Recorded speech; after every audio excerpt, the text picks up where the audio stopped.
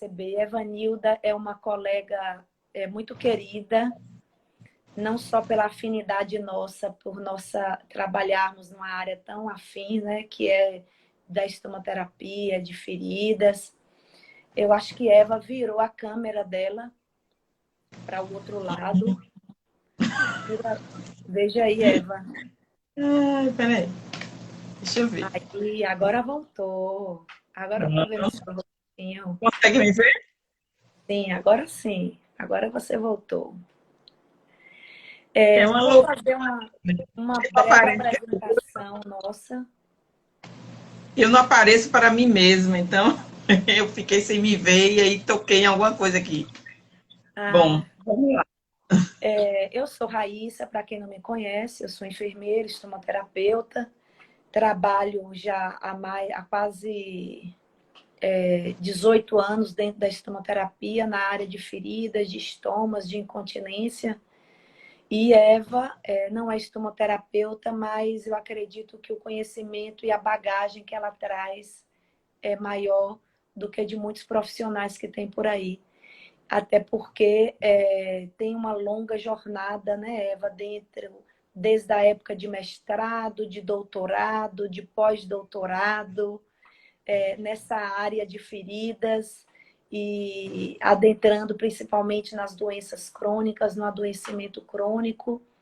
E é uma pessoa que estuda já há muitos anos, além de atender pessoas com anemia falciforme, e, consequentemente, as suas complicações, como as feridas, né?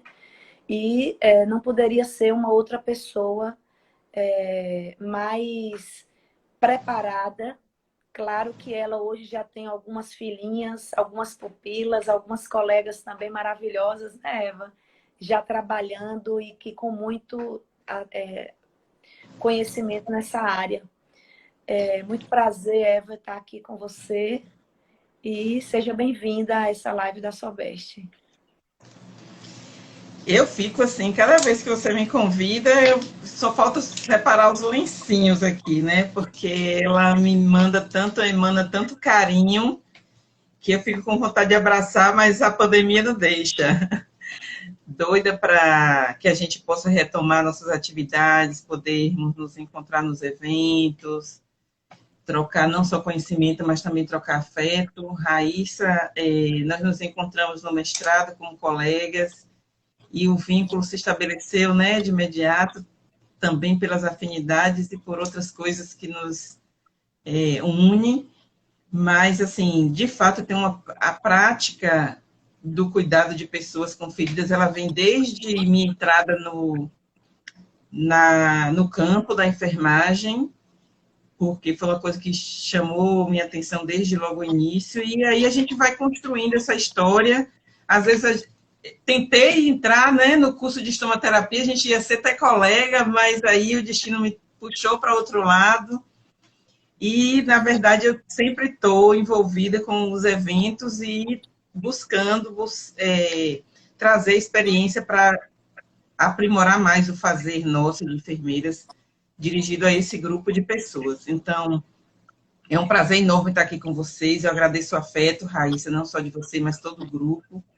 E vamos lá, vamos fazer esse bate-papo, vamos ver o que o pessoal quer saber, o que a gente pode contribuir com essa noite de hoje. Estou Sim. vendo aí umas queridas entrando, ex-alunas, colegas, Claro. gente bacana. Um abraço a todas e todos. Ô, Eva, eu gostaria que você começasse dando um panorama assim rápido, né? Porque o nosso tempo é tão curto, a gente começa a falar e rapidinho acaba. Mas um panorama rápido assim sobre a anemia falciforme, sobre essa prevalência no nosso país. E nós estamos falando da Bahia, né? Estamos falando do nosso estado também, como é que isso se apresenta para essas pessoas em nosso país, em nosso estado, como é que isso ocorre? Bom, primeiro a gente precisa distinguir uma questão que está relacionada ao grupo de hemoglobinopatias. Na verdade, quando a gente fala em anemia falciforme, nós estamos falando de uma manifestação clínica considerada mais grave dentro das hemoglobinopatias com alteração da hemoglobina, né, que em condições de estresse e de oxidação, ela altera o seu formato, ganhando um formato de meia-lua, tá? E por isso, ou o formato em foice, por isso vem a palavra falciforme. E essas hemoglobinopatias, elas, ao trazer essa alteração que é genética, né, para dentro da célula vermelha, que é a célula do sangue, que é uma célula essencial para a manutenção de todos os tecidos vivos do organismo, ela também, as manifestações clínicas vão se traduzir, as complicações vão se traduzir em danos e infartamento em todos os tecidos do corpo. Alguns serão mais alvo, né, que outros, mas em todos os tecidos nós vamos observar complicações, manifestações que vai deteriorando o organismo, né, o corpo humano, e esses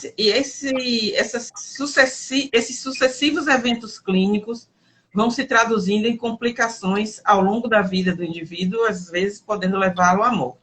Mas aí, quando a gente fala em doença falciforme, tenham sempre em mente que a gente está falando de um conjunto de doenças, dentre as quais a anemia falciforme é a forma clínica representada pela presença da hemoglobina SS, ou seja, os dois pares de hemoglobina S, que faz com que o indivíduo tenha, dentre os indivíduos que têm doença falciforme, aqueles que têm essa forma, que chamamos anemia falciforme, é o que vivencia maiores consequências graves e letais, né, desde o nascimento.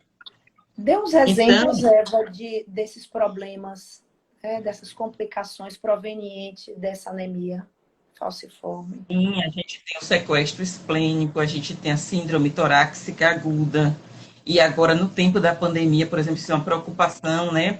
Foi desde o início uma preocupação para nós que cuidamos de pessoas com doença falciforme, porque a síndrome torácica aguda se assemelha muito com as manifestações graves da Covid, né? A gente vai ter também consequências como necrose de cabeça de fêmur, necrose óssea, que pode se dar principalmente na cabeça do fêmur, mas ela pode acontecer também ao longo da tíbia, né, em outras áreas do corpo.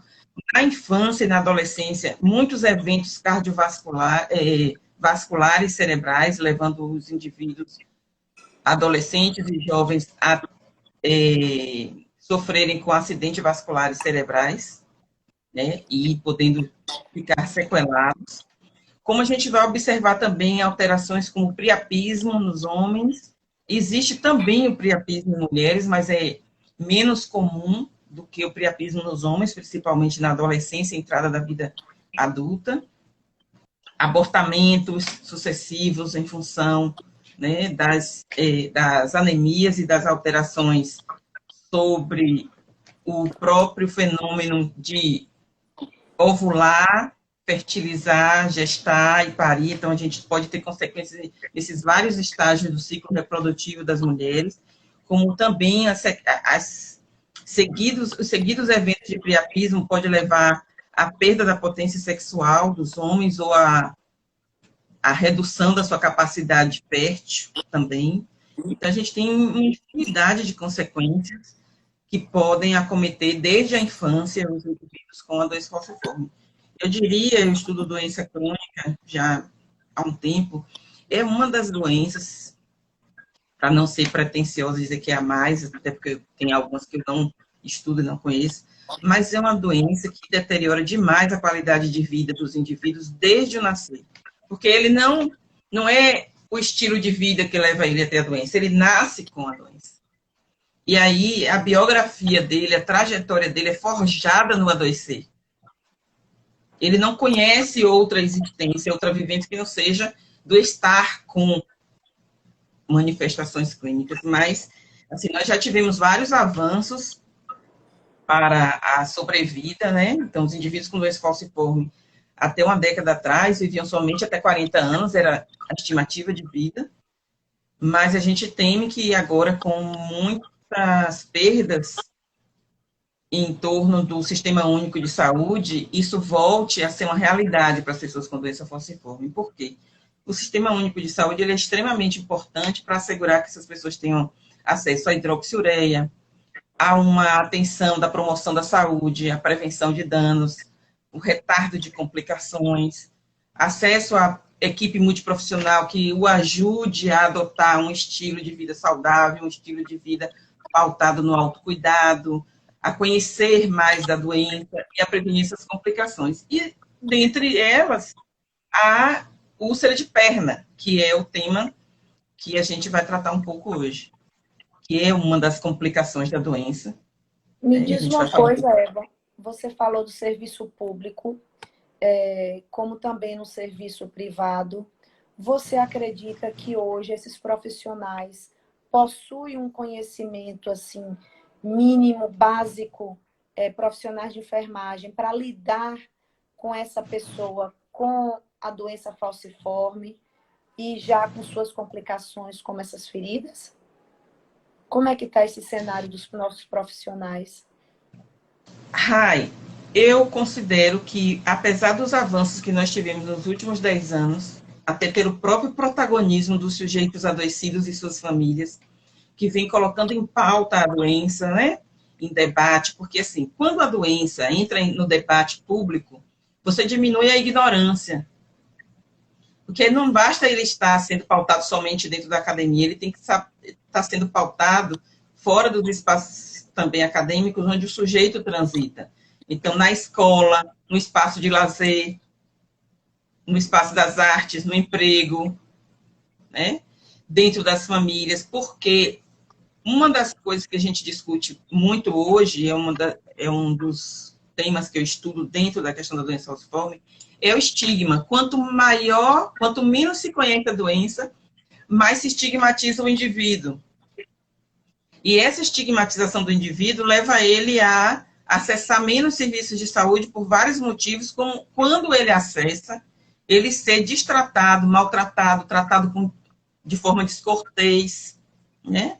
De forma inapropriada dentro dos serviços, por um conjunto de fatores. E o desconhecimento é o principal deles, porque os profissionais de saúde que não conhecem a doença, não conhecem as manifestações da doença, eles rotulam os adoecidos, eles discriminam os adoecidos, eles reproduzem estereótipos de que o sujeito é culpado por sua dor, que ele busca demasiadamente a emergência para obter analgésicos e opioides. Então, por que ele faz esse julgamento inapropriado?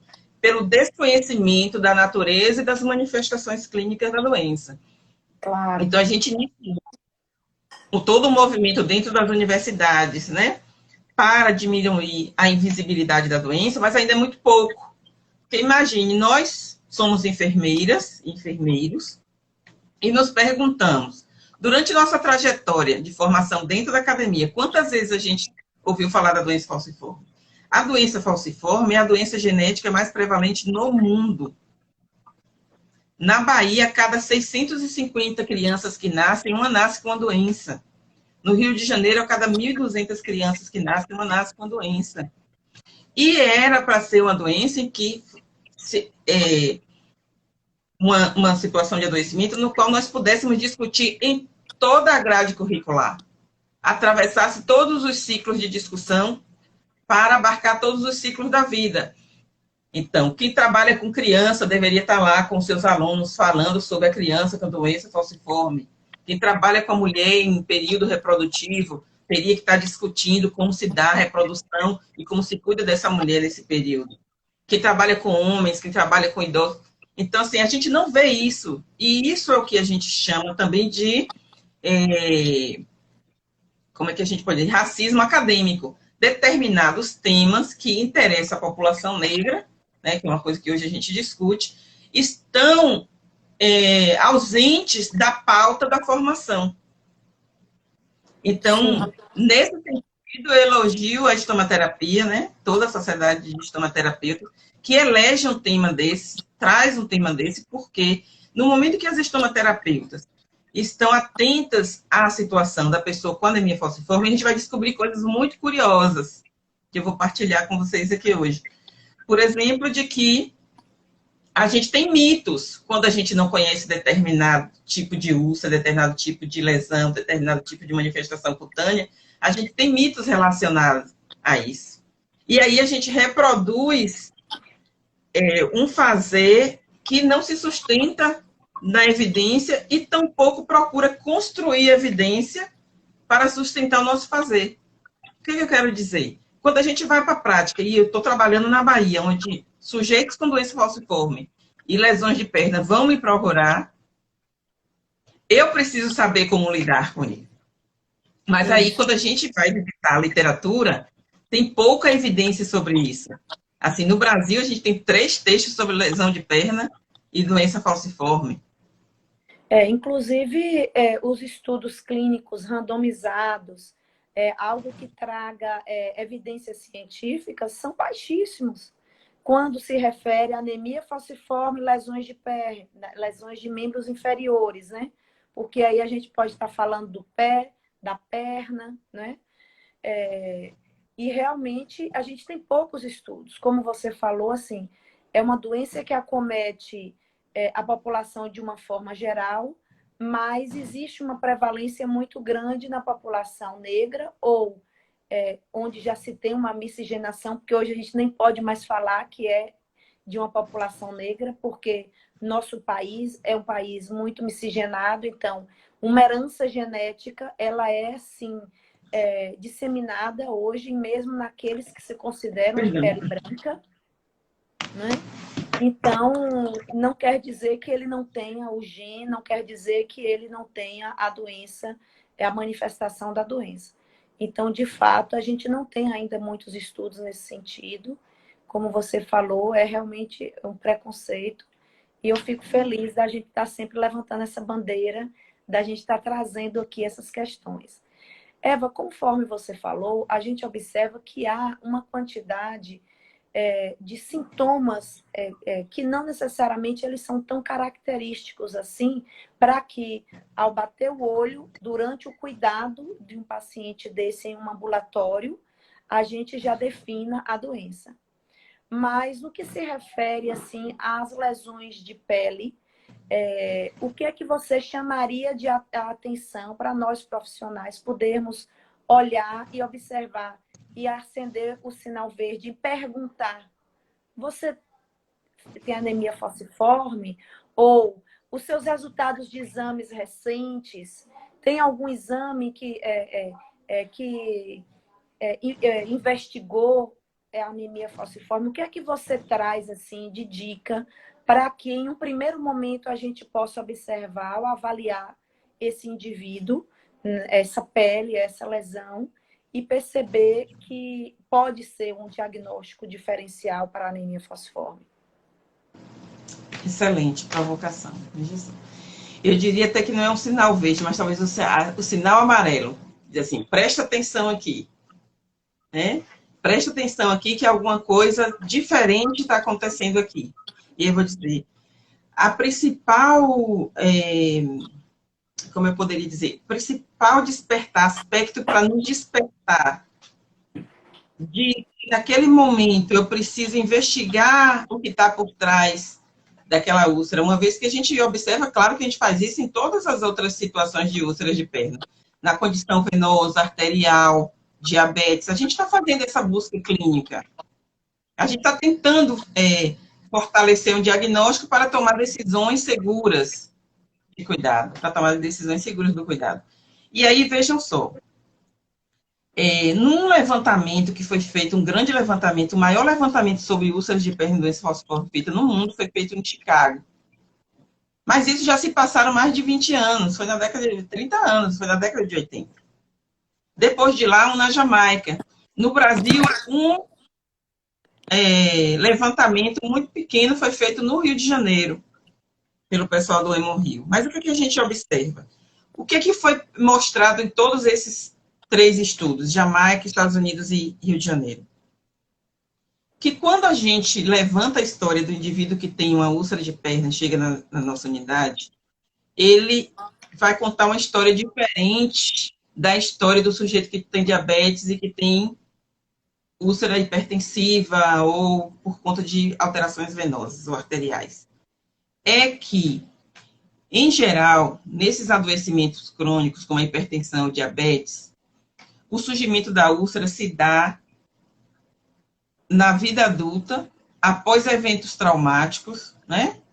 Eventos que a gente chama assim, epifânicos do ciclo de adoecimento. A mulher que tem hipertensão, engravidou e fez trombose, tá? A pessoa que não tem controle da doença hipertensiva, a pessoa que tem diabetes, mas transita com altos níveis glicêmicos e vai deteriorando sua rede vascular ao longo do tempo. Qual é a narrativa da pessoa com doença falciforme?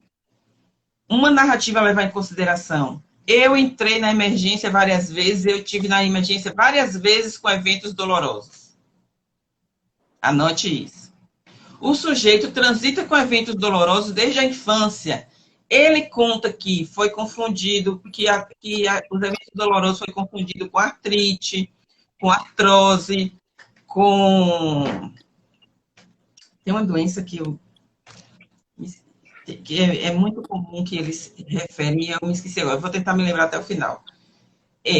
E entra na emergência, sana a dor, aquele episódio de dor, como um evento agudo, e devolve para casa, mas não fecha o diagnóstico na anemia falciforme, ele volta com o evento doloroso novamente, e cada vez que ele chega na emergência, ele tem um diagnóstico diferente, mas não finaliza o diagnóstico para a doença falciforme. Ora, por que isso acontece? Porque os nossos médicos nas emergências não foram qualificados para entender a doença. E se a gente prestar atenção que a gente precisa qualificar os sujeitos para atender o que demanda o seu perfil epidemiológico, na Bahia todo mundo tem que entender a doença falciforme que trabalha na saúde. Então, esse histórico de eventos dolorosos e idas à emergência acende o sinal amarelo. E aí você pergunta, quando surgiu essa ferida pela primeira vez? Ela surgiu nesses últimos 6 meses, ele pode dizer, mas quando eu era criança, que eu caí, demorou muito de cicatrizar. Quando eu era adolescente, ela já apareceu e fechou sozinha. Ela apareceu do nada. Quando ele diz assim, apareceu do nada, apareceu espontaneamente, não foi secundária a um trauma, a uma laceração, a uma picada de inseto. Não, ele tinha uma pele íntegra e aquela pele, não recebeu oxigênio suficiente por conta dos microinfartos provocados pela vasoclusão. Ele deixou de oxigenar determinada área do tecido e o tecido necrosa. Tá? E depois a úlcera aparece. Então, essa história de surgir a ferida na infância ou adolescência é um preditor muito forte para a doença falciforme. Porque a maioria das feridas crônicas surgem em outras fases da vida. Tá? Outra coisa. Realmente não é comum. Realmente não é comum a gente ver um jovem com uma úlcera crônica, normalmente maléolo, em dorso de pé, ou na porção final de perna, normalmente feridas crônicas em um jovem, né? Então, realmente é um sinal, principalmente vindo com essas queixas aí que você relatou. E sendo homem, porque é outra coisa difícil deles relatarem, principalmente para as enfermeiras mulheres, é investigar se ele tem passado de priapismo. Você já teve ereção involuntária dolorosa? Porque já tem estudo que mostra que é uma relação próxima, né? Existe uma associação forte entre eventos de priapismo e úlcera de perna. Porque sujeitos que têm eventos de priapismo subsequentes significa que ele está tendo muitas crises vasoclusivas. E essas crises vasoclusivas não se dão somente no pênis.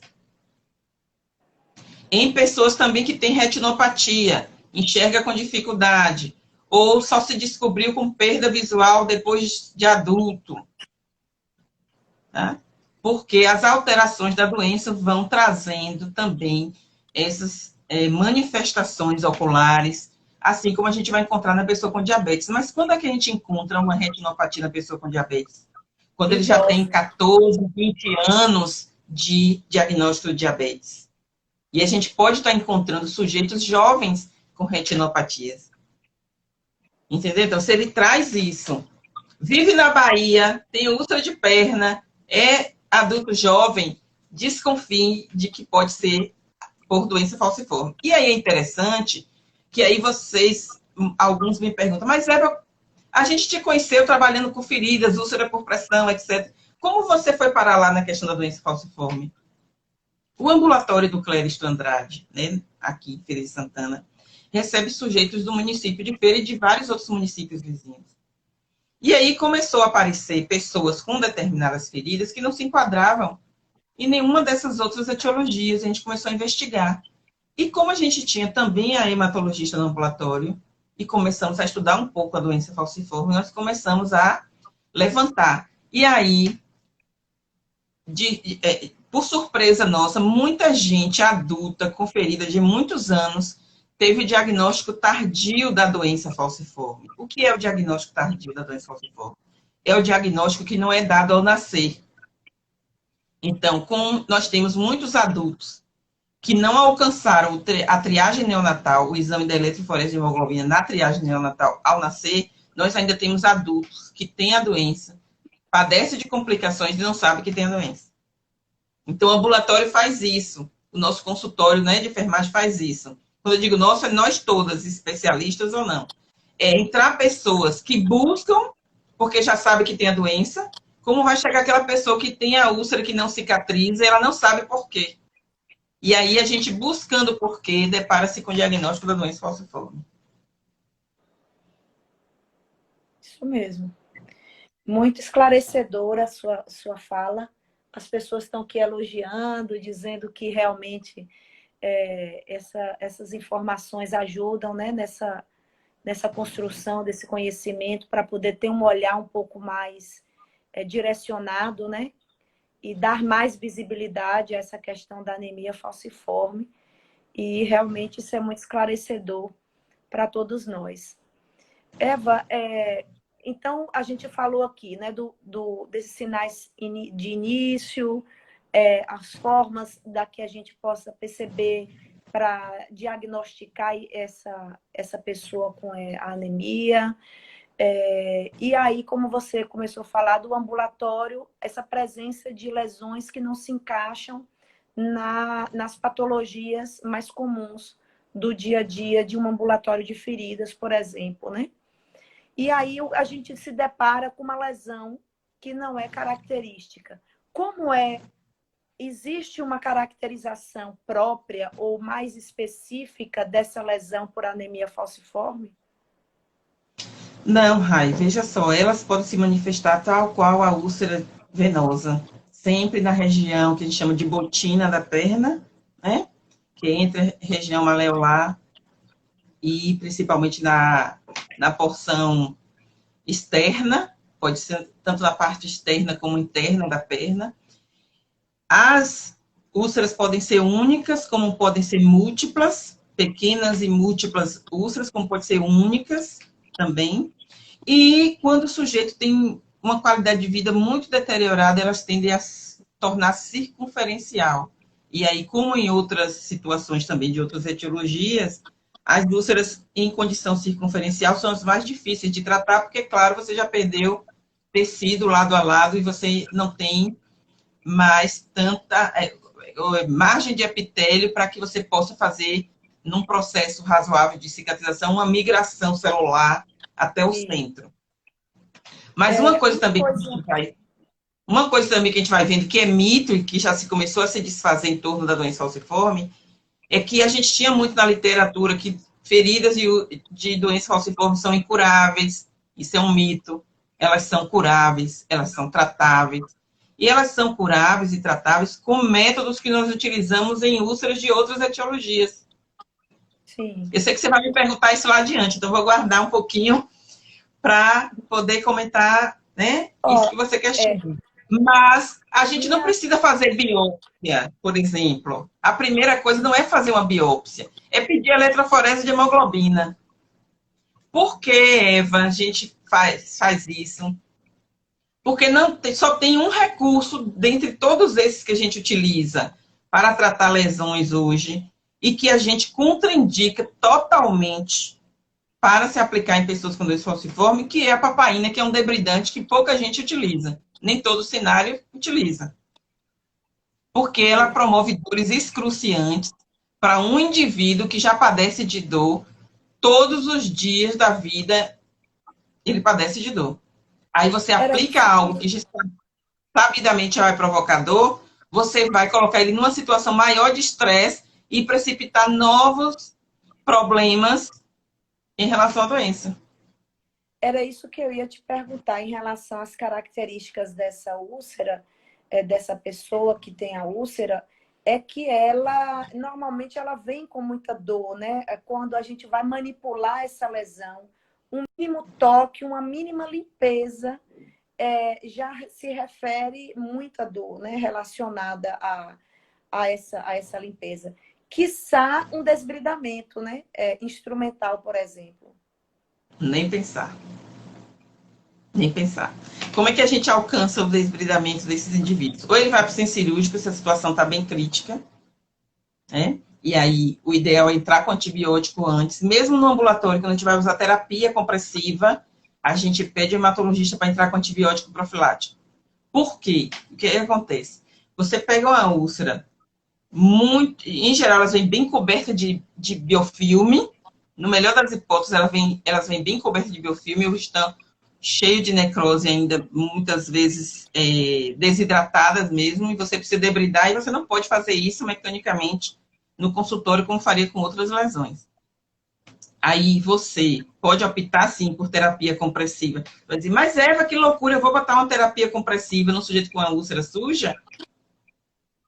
No nosso ambulatório lá do Clédio Andrade, né, que hoje já temos mais enfermeiras que atuam lá, nós colocamos, mas nós ampliamos a troca.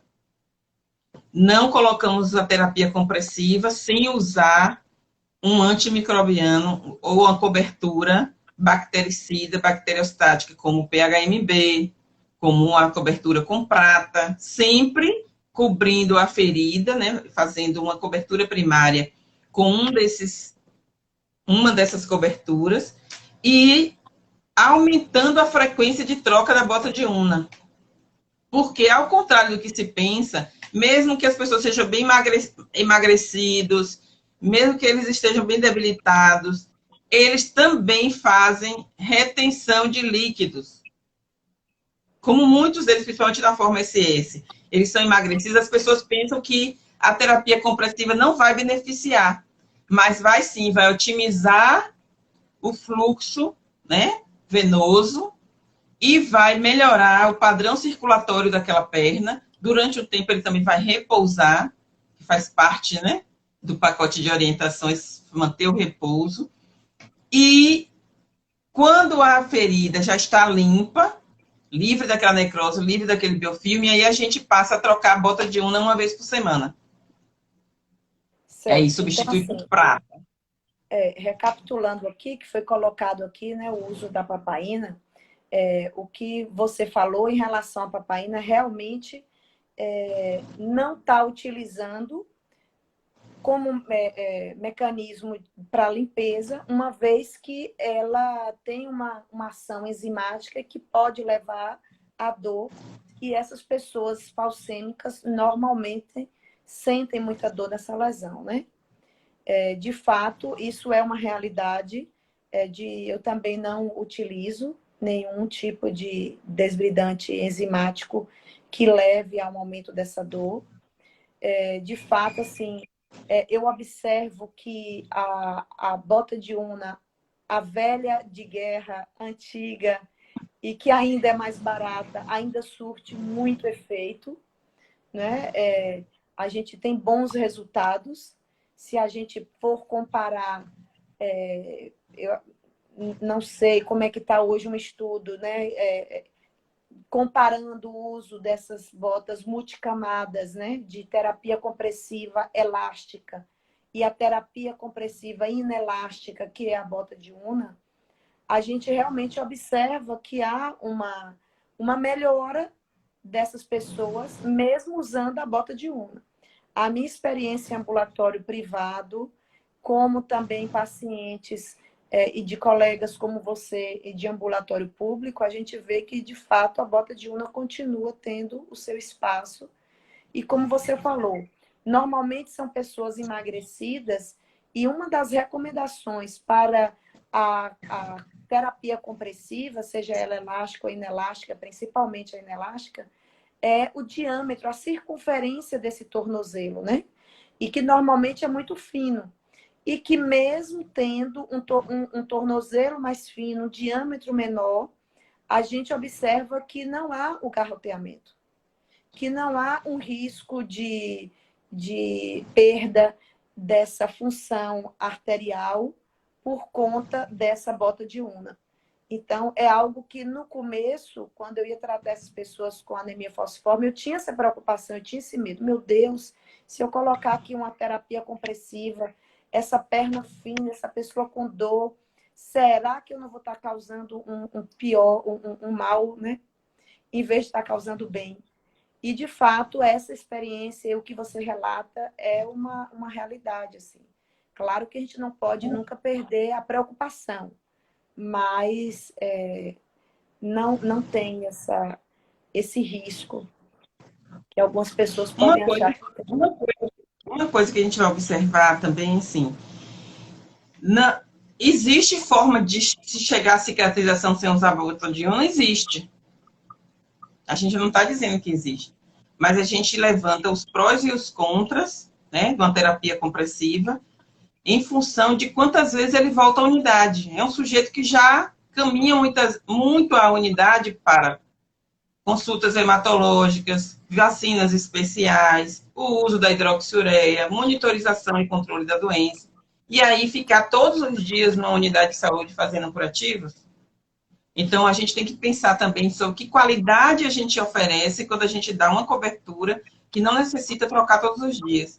Mas ele pode sim alcançar, né, a cicatrização com o uso, por exemplo, do PHMB em gel, ele mesmo fazendo sua curativa em casa, se ele tiver condições e padrões mínimos de controle, né, da saúde em casa, que ele possa fazer isso, ou alguém que o ajude, essa pessoa pode sim. Tem um estudo que foi publicado na revista Nanera, em 2013, onde as autoras acompanharam em Minas Gerais 43. Me desculpe se as autoras estiverem aí, eu errar o lugar, viu? Porque é tanta coisa que a gente lê.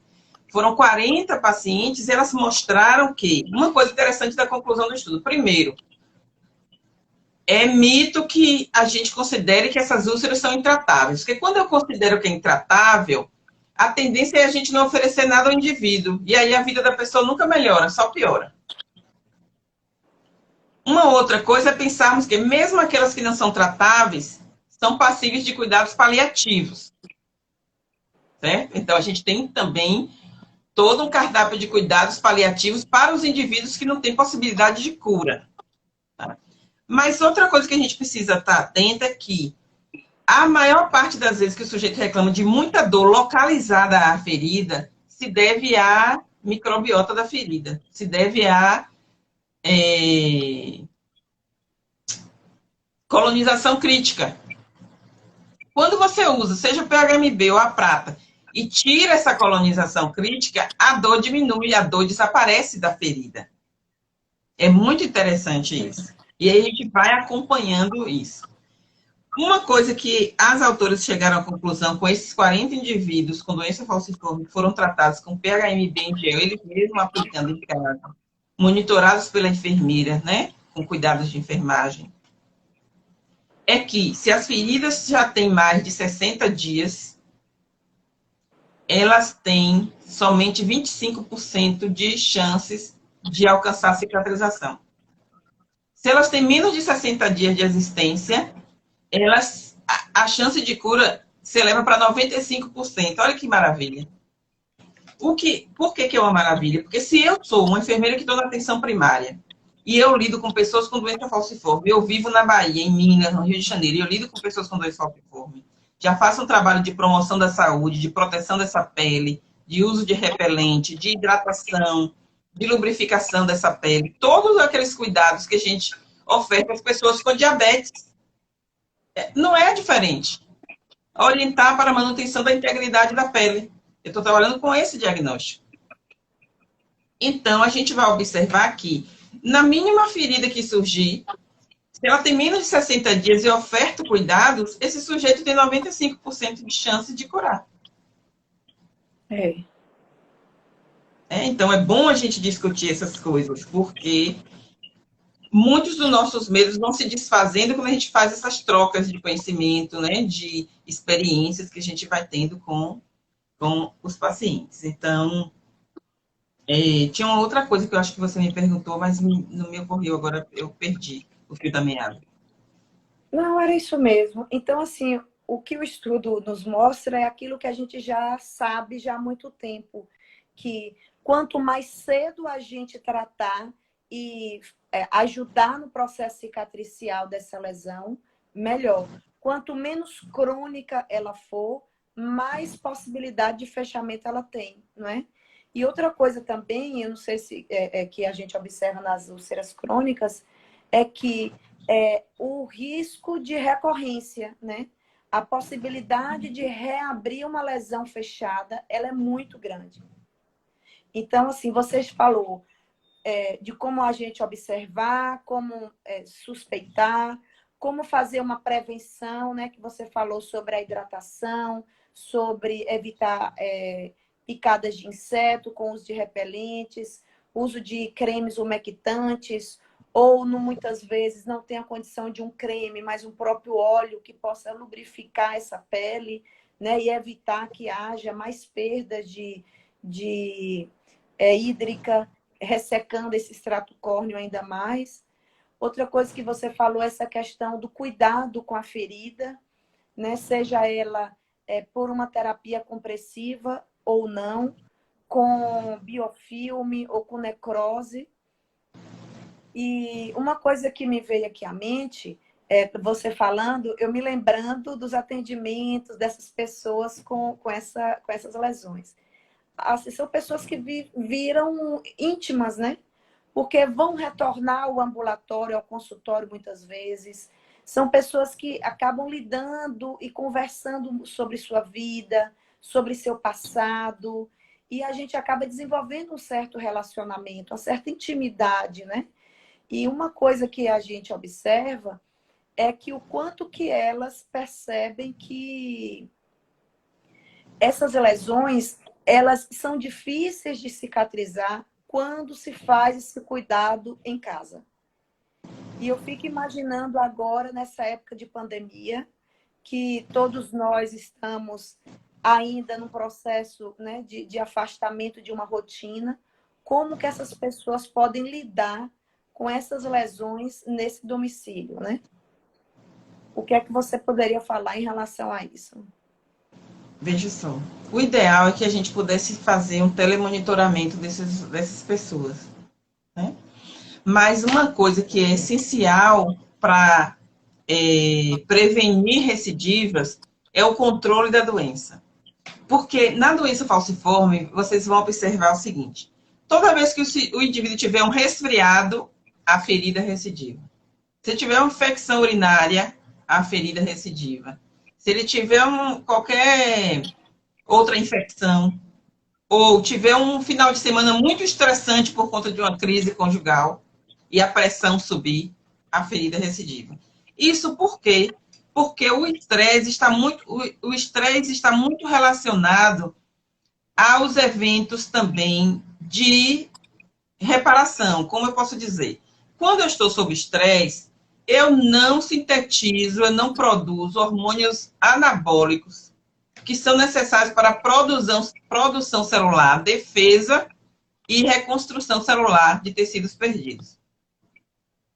Muito pelo contrário, eu produzo mais catabólicos, os gastadores de energia, os consumidores.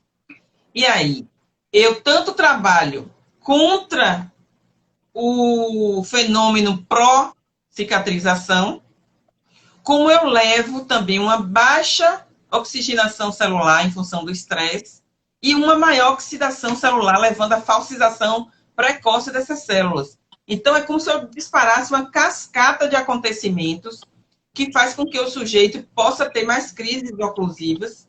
E não é só a crise oclusiva que leva ele a desenvolver a lesão de pele, né, a úlcera de pele. É a mudança do endotélio, é a inflamação, é a redução da luz do vaso, a perda da elasticidade do vaso, ou seja, todo um deterioramento que acontece com a cronificação da doença no indivíduo. E aí, a gente tem como uma das medidas para proteção contra essas crises dos vasos oclusivos o uso contínuo da hidroxiureia, que é um quimioterápico, mas que é adotado para o controle da doença. Alguns indivíduos usam continuamente, como também outros indivíduos precisam de transfusões sanguíneas periodicamente. E fazer essa monitorização através dos exames clínicos solicitados pelo hematologista. E que tudo isso vai dar? Tudo isso vai dar num sistema de saúde que precisa estar operando todas essas facetas. A da orientação com a enfermeira, da promoção da saúde, a da fisioterapia para fortalecer o corpo, a dinâmica, o exercício, os exercícios respiratórios, o acesso a medicamento, a assistência farmacêutica, o acesso a nutricionista, que pode estar também complementando uma dieta que seja pró-cicatrização. E aí, se o indivíduo está desprovido dessa proteção, dessa rede de trabalhadores, né, que a gente chama de equipe multidisciplinar, e ainda assim ele vive com baixos níveis socioeconômicos, tem baixos recursos para adquirir os provimentos para a sua manutenção da vida, ele é um indivíduo que vai ter recidivas mais vezes. Então, o que eu estou querendo dizer é que a recidiva está relacionada com o controle da doença e com a condição de vida do indivíduo. Sujeitos que têm uma vida melhor, como acontece com diabetes, como acontece com hipertensão, como acontece com vários outros adoecimentos. Mas o que acontece na Bahia, principalmente no nosso Brasil?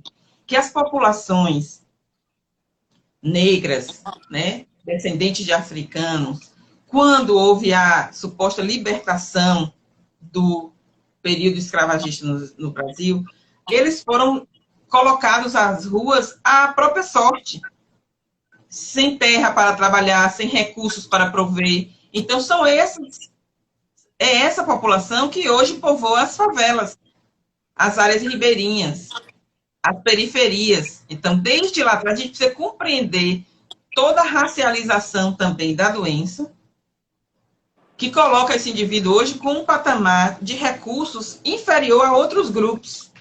E aí, claro, quanto mais inferior os recursos ele tem, mais deletéria a doença sobre ele, porque a doença não é um resultado somente da genética. As manifestações da complicação também é um resultado dos determinantes sociais de saúde. E aí a gente que é enfermeiro, que é especialista ou não, a gente precisa compreender o contexto que aquele indivíduo está vivendo. Então, eu vou ter no mesmo consultório indivíduos que têm a mesma anemia falciforme, mas toma hidroxiureia, se hidrata frequentemente, faz controle com o hematologista, tem uma vida razoável, tem uma proteção, tem uma família que o cuida. E vou ter aquele que vive sozinho, que é mais discriminado, que foi expulso de casa porque não aguenta trabalhar, que depende totalmente de ajuda dos outros.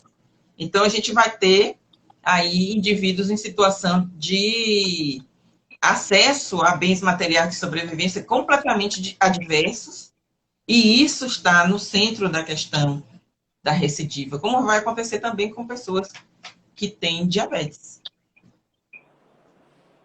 Mas o fato de a gente desconhecer a doença, quando aí o sujeito chega com a úlcera, você está tratando, está cuidando, está fazendo tudo direitinho. E aí ele diz assim, eu tenho doença falciforme. E é como se você dá um susto. Sabe quando você não conhece, você dá um susto que você nunca ouviu falar sobre a doença. Você não sabe como ela se manifesta.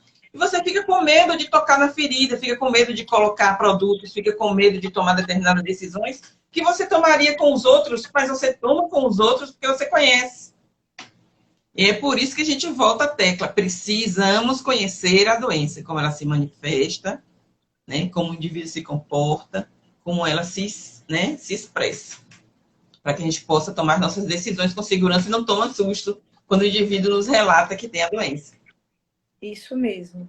E muitas vezes a gente ali no dia a dia do fazer, acaba que não para poder perceber, perguntar. Hoje eu observo, pelo menos na realidade dos pacientes que eu já atendi, que eles têm até um certo empoderamento, assim, de que eu sei do meu problema, eu preciso que as pessoas saibam do meu problema, eu preciso ser visto diante da minha situação, para poder ser ouvido e para poder ser cuidado da melhor forma. Mas ainda é muito comum a gente encontrar pessoas que não relatam, ou que tem vergonha, ou porque ela não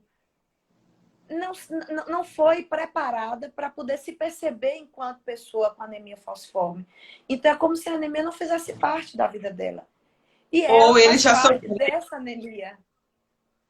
ou ele já sofreu, ou elas já sofreram tanta discriminação por conta da doença que teme relatar e, mais uma vez, não ser cuidado.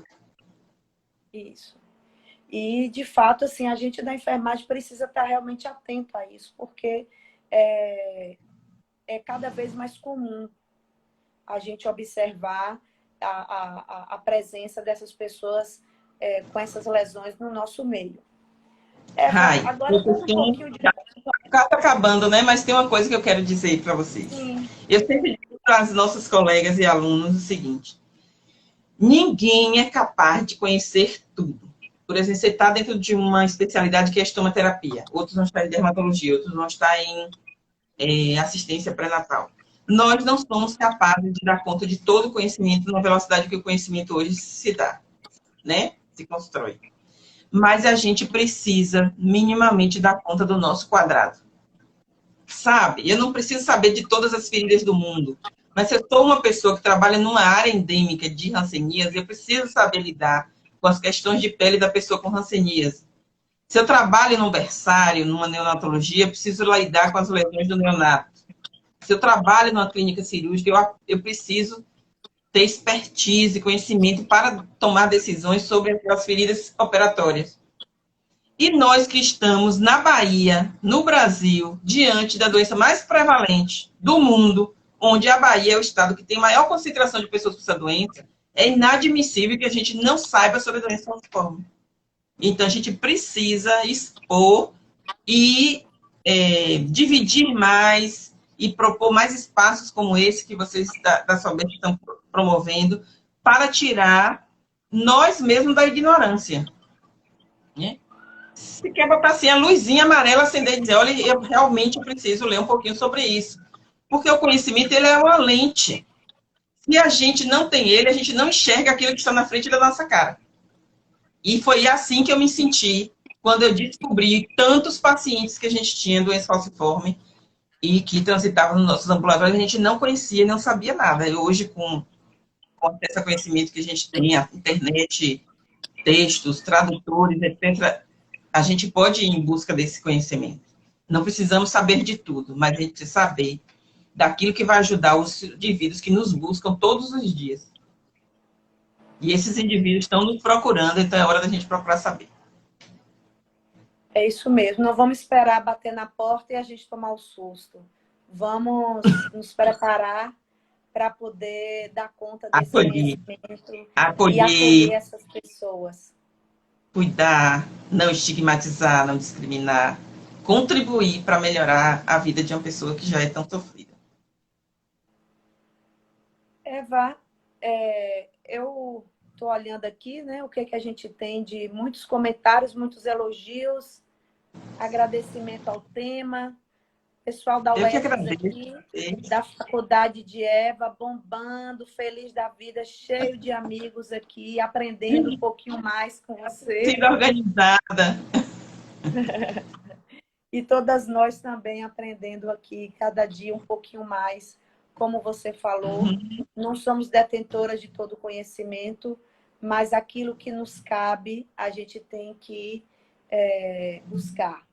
E eu acho que uma coisa boa que a pandemia trouxe foi essa possibilidade da gente estar se juntando e falando e disponibilizando isso para a internet, para o Brasil, para o mundo todo. E é com muita satisfação que a gente fala sobre anemia falciforme, sobre essas lesões, a forma de cuidar dessas lesões e principalmente a forma de cuidar dessas pessoas. E você, como sempre, brilhante e com muito conhecimento. Botando formiguinha aí, né, de incômodo para a gente discutir. Eu estou vendo aqui em alguns comentários uma pessoa dizer que foi confundido com fibromialgia, artrite reumatoide, doenças reumáticas, outras, né? É isso, porque a gente tem todo essa... Imagine que apenas o teste de eletroforese é capaz de desfazer todo essas suspeitas indevidas e levar o indivíduo a uma rota de cuidado, que é uma rota que vai ajudá-lo a viver melhor. E eu gosto sempre de falar também dos cuidados paliativos, Rai, que a gente vai encontrar pessoas que já têm úlceras circunferenciais, úlceras que já passaram por enxertia, úlceras que já passaram por terapia VAC, por uma série de cirurgias, e que não vai caminhar mais uma rota de cura.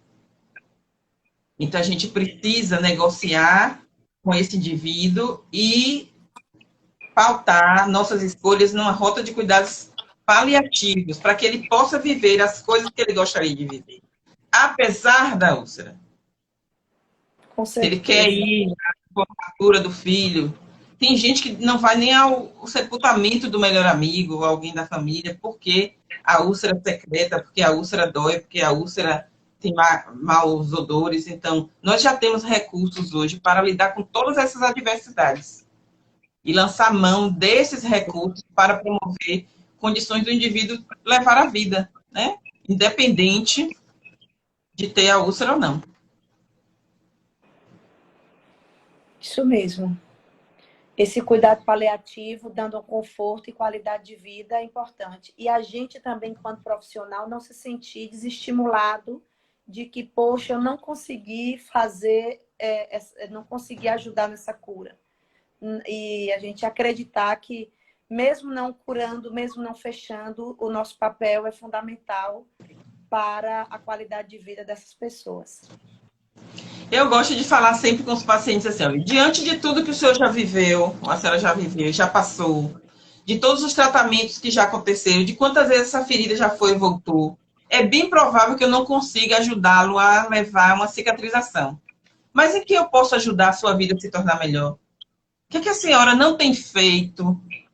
Que a ferida está impedindo? E por que ela está impedindo? Porque sente, não consigo namorar porque dói. Então vamos tratar a dor antes dos eventos sexuais. Né? Isso.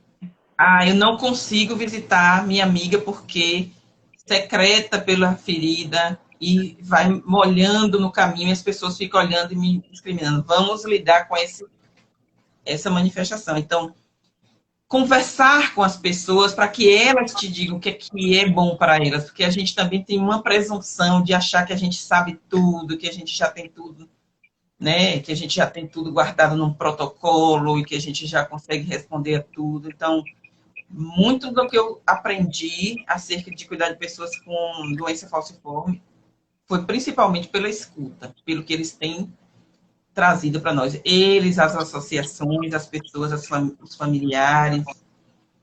Tá? A gente tem muito que aprender. Que o maior especialista na pessoa que tem doença falciforme é ele próprio.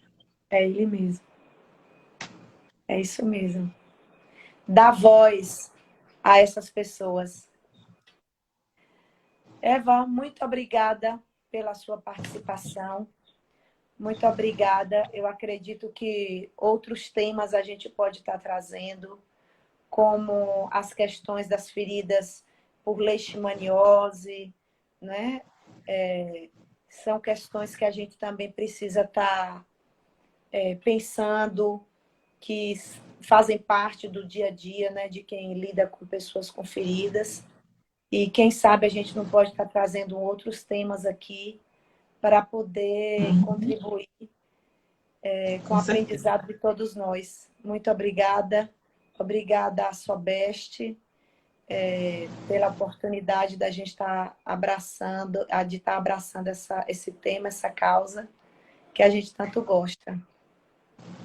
Obrigada, Rai, mais uma vez, pela partilha, pela companhia, pelo convite e principalmente pela inclusão desse tema dentro de uma especialidade que ajuda demais a população a melhorar a sua qualidade de vida. Eu tenho certeza que muita gente aqui foi tocada, e é isso, a gente segue, pode contar comigo para outras situações. Esperamos que todas e todas fiquem bem, que logo depois da pandemia a gente faça aqueles eventos maravilhosos para a gente poder se abraçar. Acho que é o que eu mais sinto falta dos abraços. É mesmo. Um beijo grande, agradeço a Eliane também, viu, que nos assessorou esses dias. Sim. E a todas e todos que estão aí. Obrigada a todos que entraram e a todos que ainda vão assistir, né, que vai ficar gravado para posterior acesso. Obrigada, boa noite a todos e a todas. Fiquem com Deus. Beijo, Eva. Beijo.